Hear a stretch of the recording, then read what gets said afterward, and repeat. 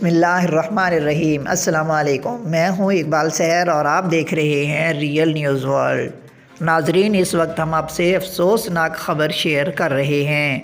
Congo میں اقوام متحدہ کے امن مشن میں شریک پاکستان ایوی ایشن یونٹ کا ہیلی کاپٹر گر کر تباہ ہو گیا، جس کے نتیجے میں 6 فوجی افسران سمیت 8 شہید ہو گئے۔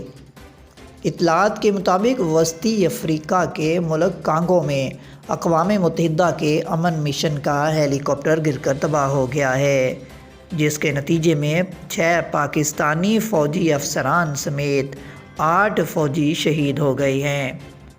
پاک فوج کے شعبہ تعلقات عامہ ISPR کی جانب سے جاری کردہ اعلامیہ کے مطابق ہیلی کاپٹر پوما 1 امن مشن کے دوران کانگو میں گر کر تباہ ہو گیا، جس کی وجوہات ابتدائی طور پر سامنے نہیں آ سکیں۔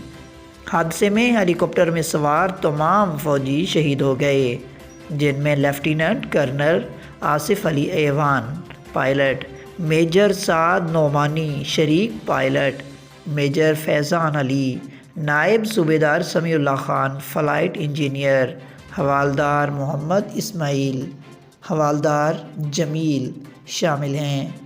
ISPR کے مطابق پاکستانی ایوی ایشن یونٹ اقوام متحدہ کے امن مشن کے لیے 2011 سے کانگو میں تعینات ہے۔ پاکستان امن دستوں نے ہمیشہ تنازعات کے شکار علاقوں میں بھرپور کردار ادا کیا اور اعلیٰ ترین افسران کی قربانیاں پیش کیں۔ مزید اپڈیٹ کے لیے ہمارے ساتھ وابستہ رہیں۔ اگر آپ نے ہماری چینل کو سبسکرائب نہیں کیا تو کر دیجئے اور بیل آئیکن کو پریس کرنا مت بھولیے تاکہ ہماری نئی ویڈیو کا نوٹیفیکیشن پر وقت آپ تک پہنچ سکے۔ کامنٹ باکس میں اپنے خیالات کا اظہار کیجئے۔